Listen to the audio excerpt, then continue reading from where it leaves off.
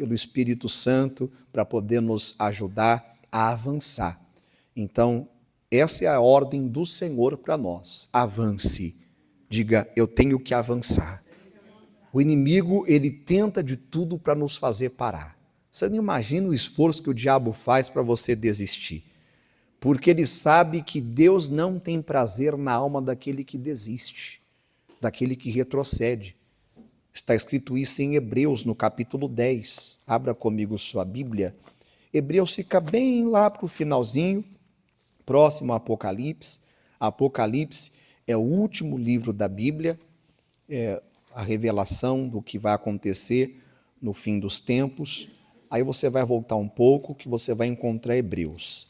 Hebreus capítulo 10, nós vamos ver aqui que Deus, ele não tem prazer na alma daquele que retrocede. Tem muitas lições aqui para nós vamos pegar do versículo 35 em diante.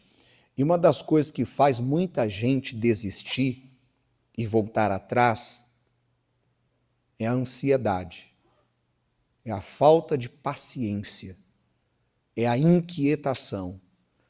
O Senhor nos manda lançar sobre Ele toda a nossa ansiedade e crer que Ele cuida de nós.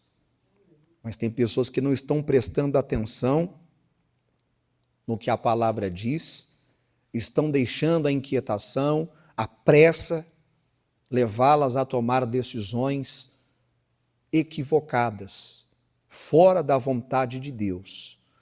Nós temos que entender que existe a vontade de Deus e que existe a permissão de Deus. Existe também a vontade real de Deus e existe a vontade permissiva de Deus. Nós precisamos de estar na vontade real de Deus para a nossa vida. Nós temos que estar no propósito de Deus para a nossa vida. Para você entender sobre essa questão de vontade de Deus e permissão de Deus, vontade real de Deus e vontade permissiva de Deus, você pode ler 1 Samuel, capítulo 8. Lá diz que o povo ele começou a olhar para outras nações e as outras nações não tinham Deus como o rei deles. Não era Deus que liderava aquelas nações. Não era Deus que era o chefe daquelas nações. Não era Deus que estava na direção daquelas nações.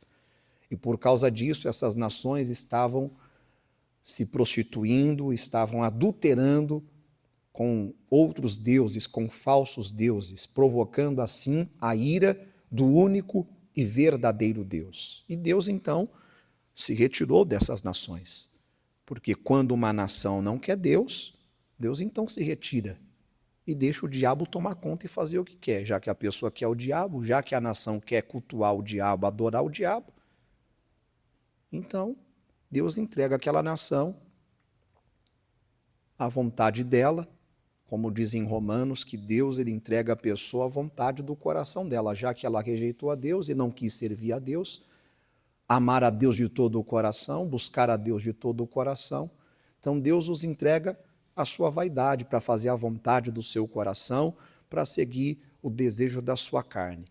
Então o povo de Deus começou a ficar olhando para essas nações e tendo essas nações como exemplo, tendo inveja. Nós poderíamos também ter um rei como as outras nações, né? Porque nós não temos um rei como as demais nações. Seria bom a gente pedir para Deus, para nos dar um rei como as demais nações. E não era a vontade de Deus. Não era plano, propósito de Deus. Isso nos ensina que nós temos que tomar cuidado até mesmo com aquilo que nós pedimos para Deus. Porque tem pessoas que querem porque quer algo. Não, quero isso. E tem que ser assim. E bate o pé. Se não for assim, eu não quero. Mas você tem certeza que isso é a vontade real de Deus para a sua vida? Ou isso é vontade sua? Que Deus pode até dar, pode até permitir, só que não será bom. Volto a dizer, se você ler 1 Samuel, capítulo 8, você vai entender isso. De tanto o povo insistir e pediu um rei, como as demais nações tinham, sabe o que Deus falou para o Samuel? Samuel que era o juiz do povo lá na época. Era sacerdote, mas também era o juiz. E que dava a palavra para o povo que estava ali, buscando de Deus a direção, recebendo de Deus as direções para passar para o povo estar sempre tendo Deus à frente, guiando eles no caminho certo. Aí Deus falou assim, ó Samuel, faz o seguinte, atenda o povo. Agora você tem que protestar e falar para esse povo qual será o costume desse rei. E aí tem uma lista de coisas que não eram nada boas. Ao invés de subir, eles iam descer. Ao invés de ser promovidos, avançar, eles iam recuar. E o Samuel falou. E sabe o que o povo disse? Nós queremos. É como se eles falassem assim, nós queremos ir para o buraco. Mas vocês vão para o buraco. Não tem problema não, a gente quer ir para o buraco. É inacreditável. Mas isso acontece hoje. A pessoa, ela está indo para o buraco. Aí você está falando para ela, você está indo para o buraco. Não, eu quero ir para o buraco. Mas sabe qual é o pior de tudo? É que quando estiver lá no buraco, a pessoa pode clamar e ela não vai sair de lá. Nesse caso aqui. Do caso que Deus falou.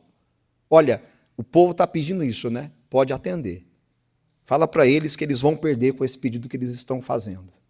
Porque eu sou o rei deles. Eles estão me rejeitando, para não ser mais o rei deles. Só que quando esse povo estiver na pior, eles vão clamar, e eu não vou atender o clamor deles.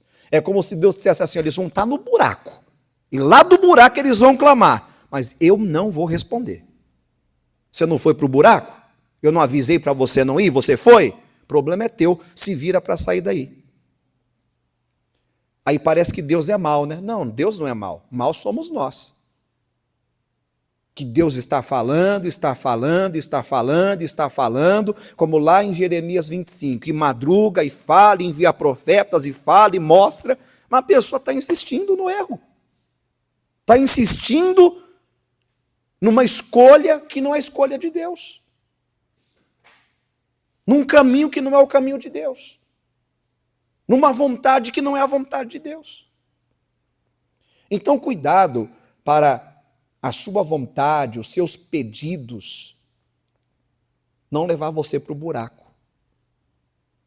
Porque tem coisas que de tanto você insistir, mesmo não sendo a vontade real de Deus para a sua vida, Deus vai acabar permitindo. Nós precisamos entender algo tão simples. Permissão e vontade real de Deus. Vontade permissiva e vontade real. Nós precisamos estar na vontade real de Deus, porque é na vontade real de Deus que está a bênção para nós, a bênção do Senhor que enriquece e não acrescenta dores.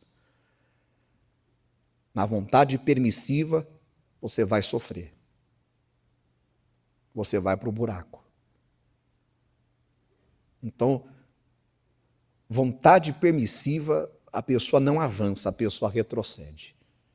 E Deus não tem prazer na alma do que retrocede. Voltando aqui ao início da mensagem, tem pessoas que não estão sabendo esperar, ter paciência, para viver essa vontade real de Deus para a vida delas. Hebreus capítulo 10, versículo 35 diz assim: não rejeiteis, pois, a vossa confiança. Confiança em quem? Em Deus. Porque a palavra nos ensina a não confiar no homem. Maldito o homem que confia no homem. E faz do seu braço, do braço da carne, o seu apoio, o seu Deus. Nós costumamos pegar muito essa passagem e terceirizar. Como assim? Jogar para outras pessoas. Mas essa passagem que diz para não confiar no homem, maldito o homem que confia no homem, não é apenas eu confiar em você ou você confiar em mim. Não é apenas eu depositar a minha esperança, a minha confiança em você e você em mim, mas eu confiar em mim mesmo. Eu confio em mim. É autoconfiança. Eu me conheço. Eu me garanto. Coitado de você. O homem é falho. Você não se garante coisa nenhuma. Quem nos garante é Deus. Quem nos sustenta é Deus. Quem nos guarda é Deus. Quem nos fortalece é Deus. Quem nos levanta é Deus. Quem nos dá o ar que respiramos é Deus. E sem Ele não somos nada. Esse negócio que eu me garanto, que eu sou, eu faço, eu aconteço. Que conversa é essa? Faz nada. Jesus deixou claro, sem mim nada podereis fazer. Então, a pessoa que age assim, que pensa assim, é maldita. Não, coloca na minha mão, mas se eu tivesse lá, eu faria a coisa e a... Se você tivesse lá. Se Deus estiver, aí sim a coisa vai. Mas tira Deus para ver. Não vai, desanda. Então nós necessitamos, aqui, versículo 35. Não rejeiteis, pois, a vossa confiança, que tem grande e avultado galardão. O que significa avultado? Enorme. Galardão, recompensa.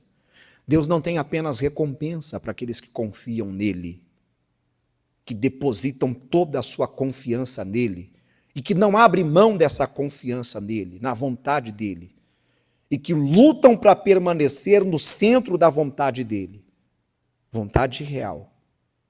Deus tem uma recompensa enorme para essas pessoas. O que Deus faz na vida dessas pessoas é maior do que elas pedem e pensam. Como diz Efésios 3:20.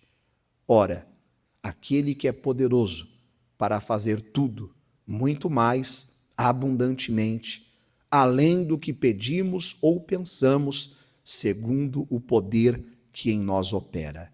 A esse glória na igreja para todos sempre, a esse glória na igreja por Jesus Cristo em todas as gerações, para todo o sempre. Amém. Então a pessoa que deposita toda a confiança dela no Senhor e luta para estar no centro da vontade do Senhor e sabe esperar com paciência no Senhor, viverá esse grande e avultado galardão. Aí diz o 36, porque necessitais de paciência, para que depois de haver desfeito a vontade de quem? Não é a minha nem a sua, é a vontade de quem? Desde quando a primeira vez eu ouvi, eu não lembro se foi um pastor, se foi um obreiro, mas foi bem no início da minha caminhada com Jesus. Eu comecei a caminhar com Jesus há 22 anos atrás, em 2003. E eu lembro que eu ouvi alguém orando, Senhor, me ajuda a estar no centro da tua vontade. Deus, eu quero estar plantado no centro da tua vontade. Eu acho que não foi nem ninguém orando, é uma canção muito antiga, que diz assim, eu quero estar plantado no centro da tua vontade, meu Senhor. Eu quero ser regado com as águas do Espírito Santo. Aí tem um refrão. No coração te ergo um altar, incenso de louvor, eu vim para te ofertar. Me invade a alma com a sua luz, a honra e a glória a ti, Senhor Jesus. Quem já ouviu essa canção? Não? Eu estou antigo mesmo, viu, pessoal? Quem já? É por causa de mim também, né? Ela tentou me salvar, né? Ai, Jesus Cristo, o Senhor é muito lindo. Aí, voltando aqui. Porque necessitais de paciência, para que depois de haver desfeito a vontade de quem? E a vontade de Deus, segundo diz a palavra em Romanos 12:2, que é boa, agradável e... Jesus, ele falou da importância da vontade de Deus.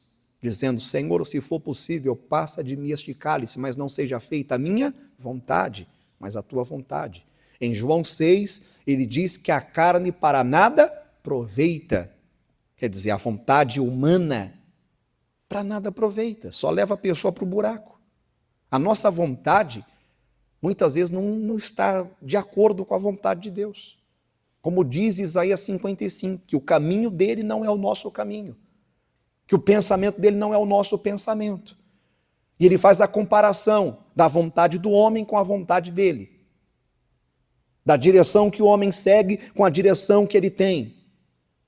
Se a pessoa resolver abrir mão da vontade dela, da direção dela, do plano dela, para entrar no plano de Deus, na direção de Deus, no caminho de Deus. E olha que comparação fenomenal.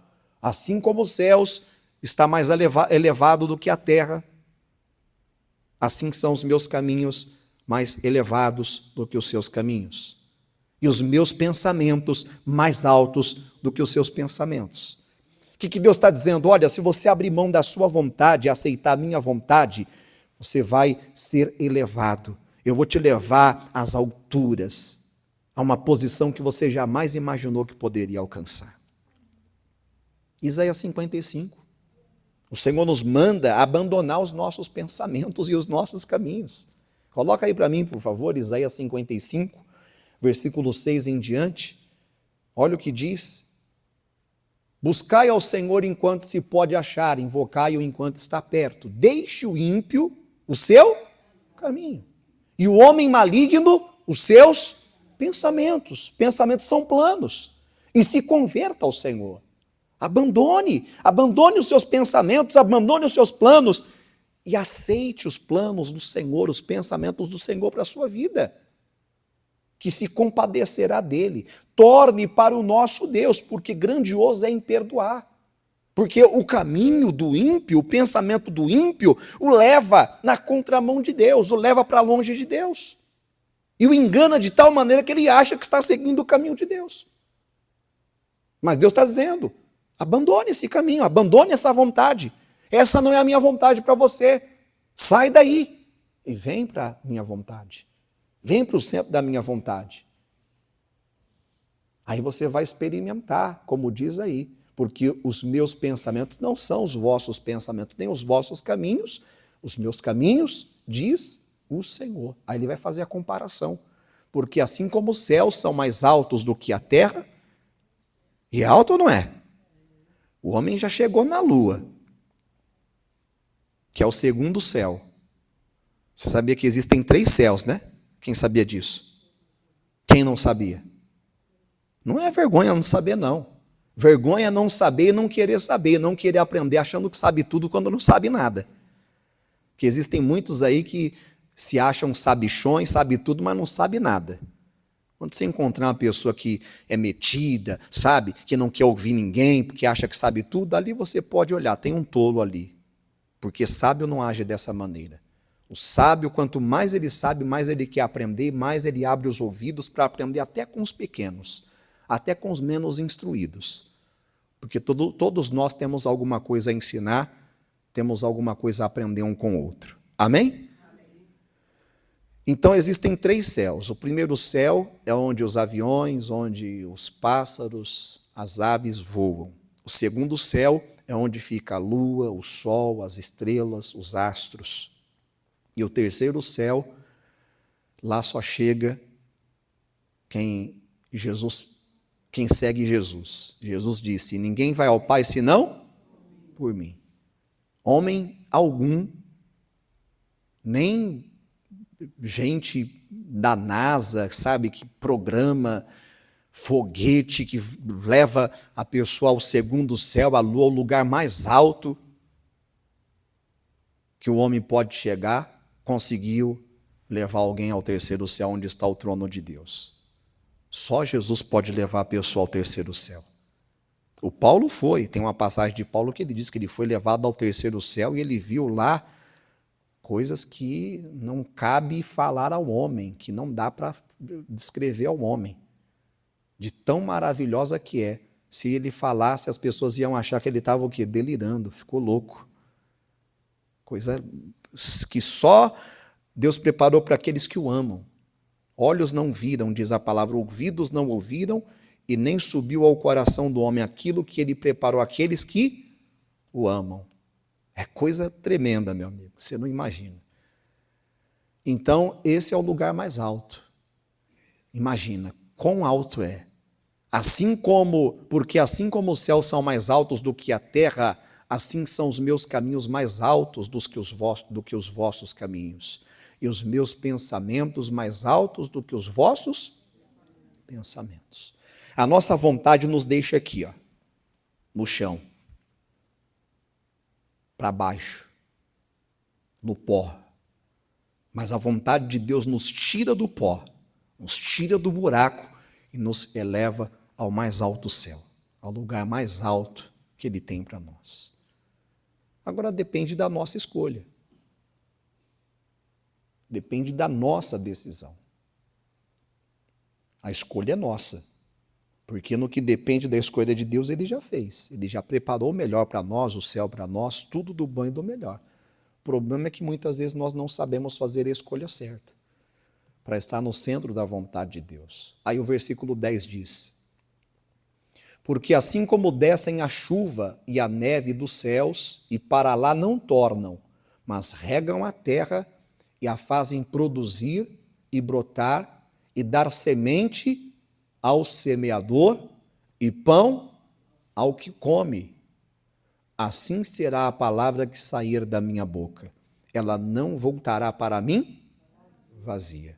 Antes fará o que me apraz e prosperará naquilo para que a enviei. A palavra de Deus não falha. Você deve confiar na palavra que Deus te deu de todo o seu coração. Como José. Não sei se vai dar tempo hoje de falar do caso do José, mas o José é um dos casos que eu coloquei no meu esboço aqui. Se você ler Gênesis 39, você vai ver que o José ele foi tirado. Primeiro ele recebeu um sonho, que seria governador da maior nação que existia na época, que era o Egito. Naquela época, o Egito mandava em todas as nações da terra, como hoje os Estados Unidos.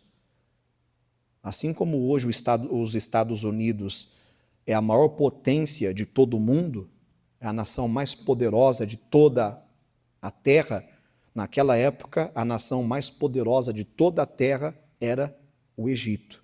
Faraó era o rei mais poderoso que havia. E aí Deus dá um sonho para o José, que o José seria governador, primeiro-ministro dessa maior nação.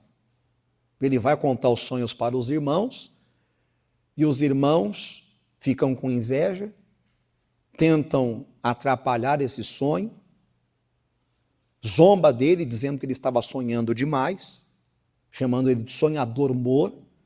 Sonhador mor quer dizer sonhador maior, quer dizer está sonhando além das possibilidades, além das condições.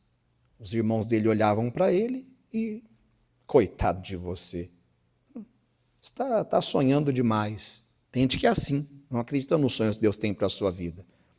Olha para você e despreza você e coitado.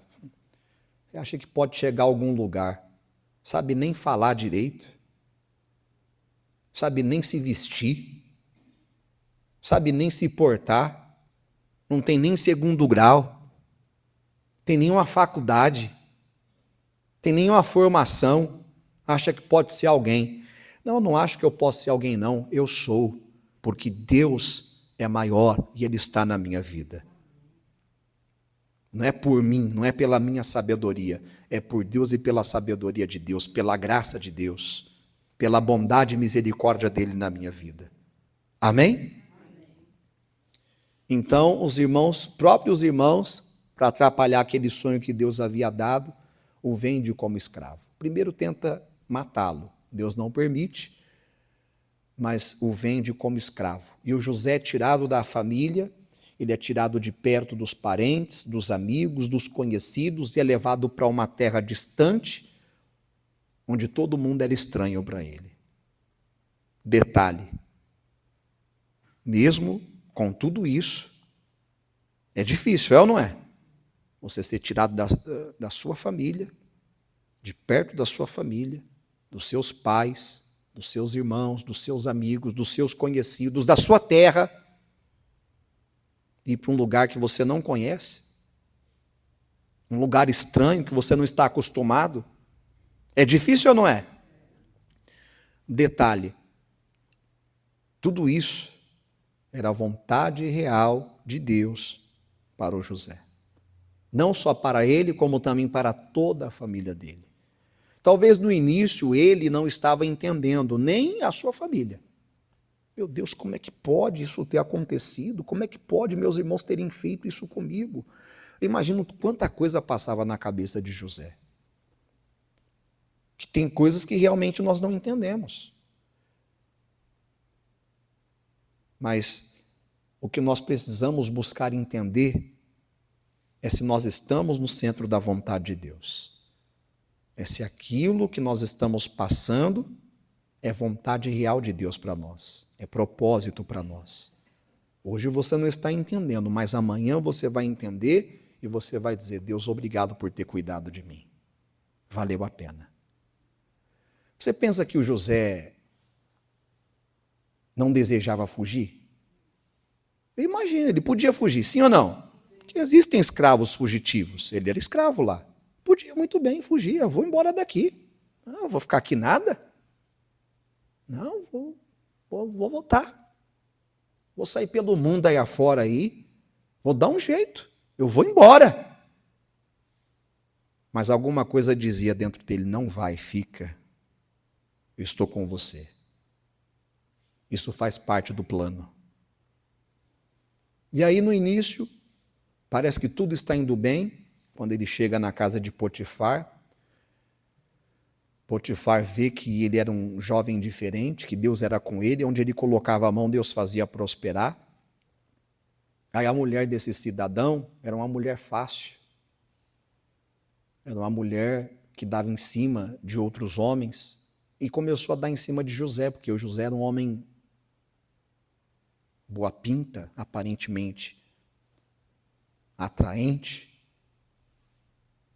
E essa mulher achou que o José seria mais um que cairia com ela, que adulteraria com ela. Mas José era diferente, ele tinha um compromisso com Deus, de honrar a Deus.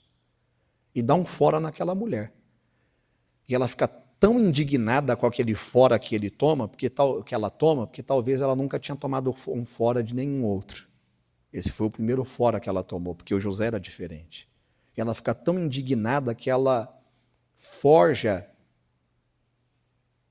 um estupro que não existiu contra José, dizendo que ele estava tentando forçá-la a se deitar com ele. Mas era o contrário. Ela estava tentando forçá-lo a se deitar com ela. E ele sempre dando fora nela. Não, não, não e não. E aí ela planeja tudo, dá um grito lá um dia na casa, como se ele estivesse atacando a ela. Os homens vêm e ela então mente. Esse hebreu que vocês trouxeram para cá tentou abusar de mim, tentou se deitar comigo à força. Nós temos que tomar cuidado, pessoal, com o que as pessoas falam, porque existem pessoas hoje desse tipo, sabia?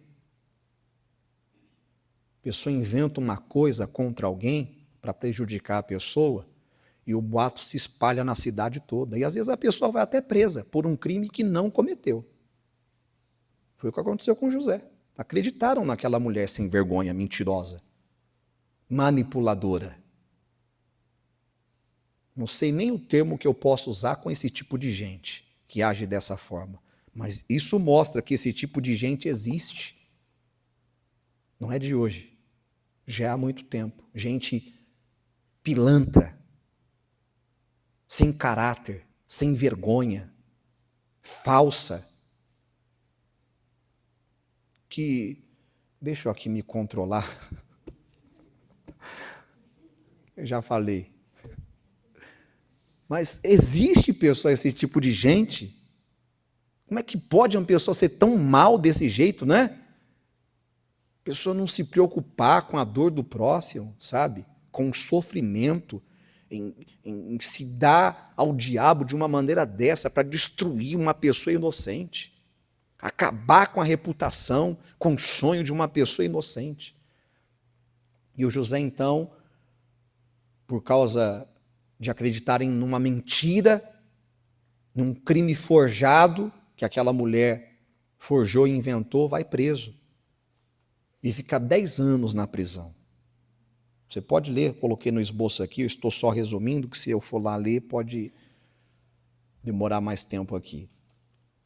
Gênesis 40, o Gênesis 39, do 20 ao 23, fala dessa prisão. Se você ler o 39 todo, fala desse caso que eu te expliquei, da mulher ter forjado, crime de estupro e tudo mais. Aí no capítulo 40, quando José está lá na prisão, ele começa a se destacar na prisão. O carcereiro, o chefe lá da prisão, começa a entregar a responsabilidade de comandar a prisão para o José. O José se torna o capitão, o comandante lá dos presos. E aí 2 presos, que eram, um era copeiro do faraó e outro era padeiro do faraó. Esses 2 homens tiveram um sonho. E eles ficaram perturbados com aquele sonho. Não conseguiram entender aquele sonho. Aí foram e contaram um sonho para José. E o José interpretou. A interpretação do sonho era que o padeiro seria morto e a carne do padeiro as aves dos céus iriam comer. O faraó ia mandar matá-lo, ia colocá-lo em céu aberto para as aves do céu comer a carne desse padeiro.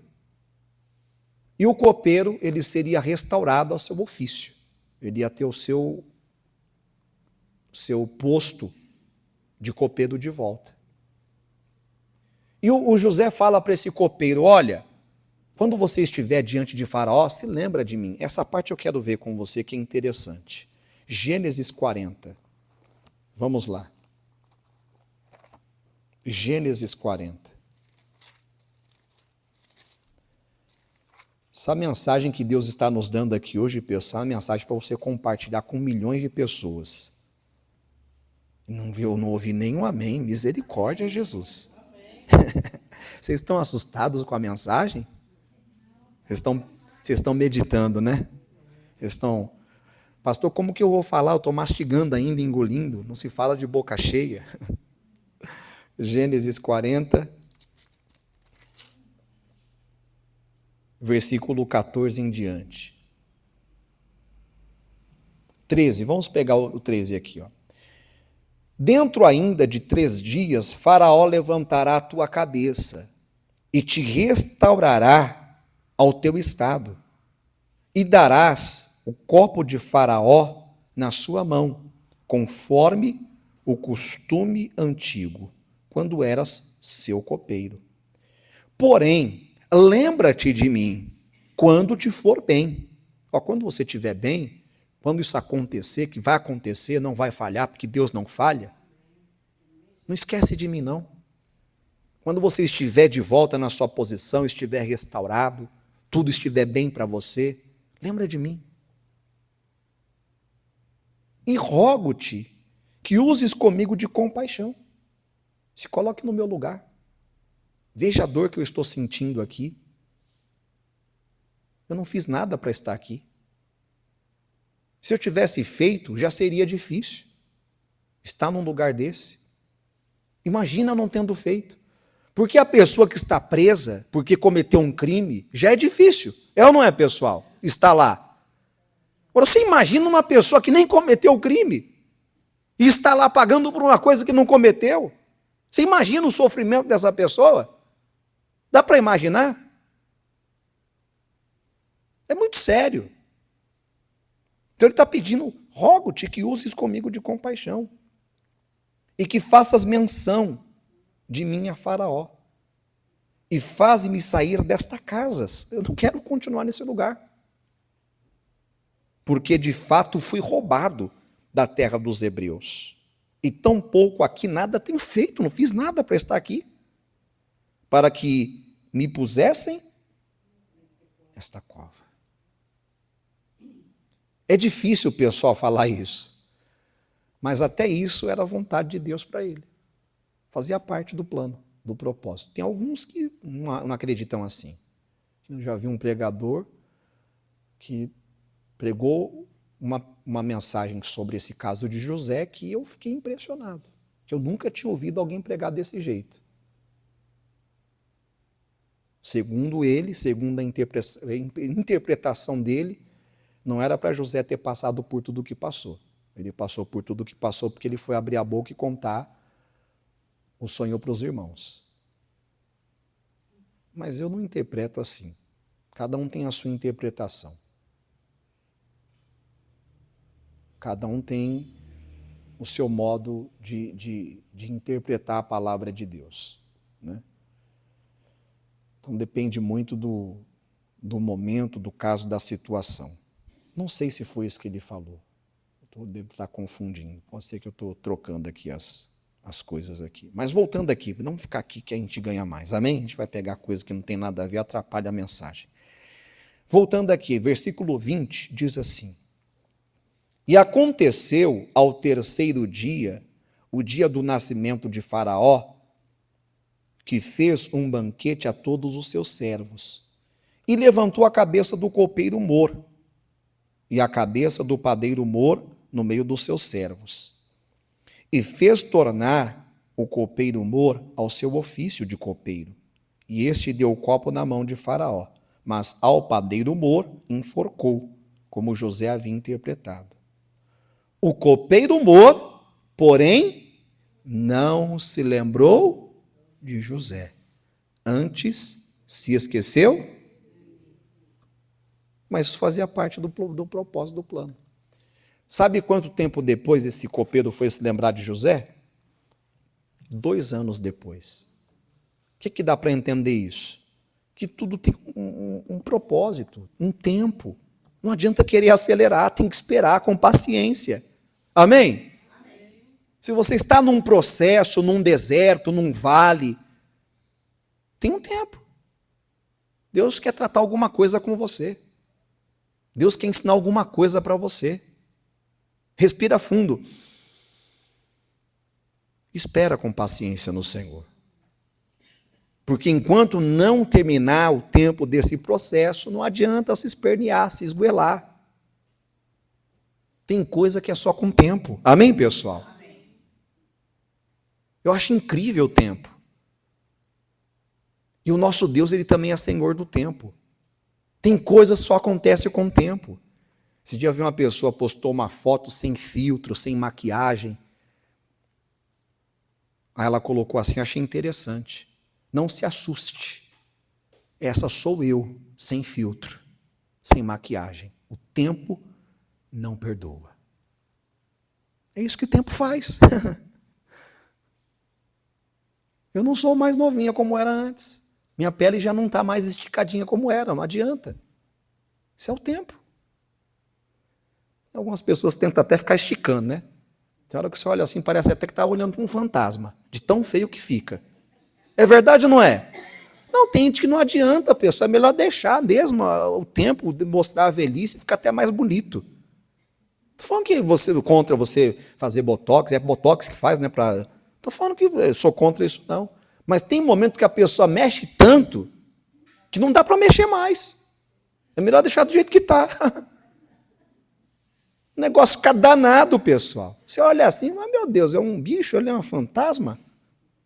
Que fica feio, dá para perceber que a coisa está puxando assim, você fica até com medo de quebrar, né? De estourar assim na sua frente. Mas voltando aqui à mensagem. Então é isso. Deus falou com você. Amém, pessoal? Eu não vou falar mais nada, porque eu creio que Deus já falou. Vamos aplaudir ao nosso Deus, que Ele é poderoso, Ele é maravilhoso. Você de casa, olha, receba o meu abraço, que Deus abençoe muito sua vida, que Deus abençoe sua casa, Deus abençoe a sua família. Eu peço para você compartilhar essa mensagem com os seus amigos, compartilhe com a sua família, compartilhe até com os seus inimigos, Seja um compartilhador da palavra de Deus, das bênçãos de Deus. Eu tenho certeza que essa palavra vai falar o coração de muita gente. Então, além de você deixar o seu like, que também é muito importante, quando você deixa o seu like, Deixa também o seu comentário, que também ajuda. Compartilhe nos grupos. Não tenha medo de compartilhar a palavra de Deus, tá bom? Olha, um abraço e até a próxima.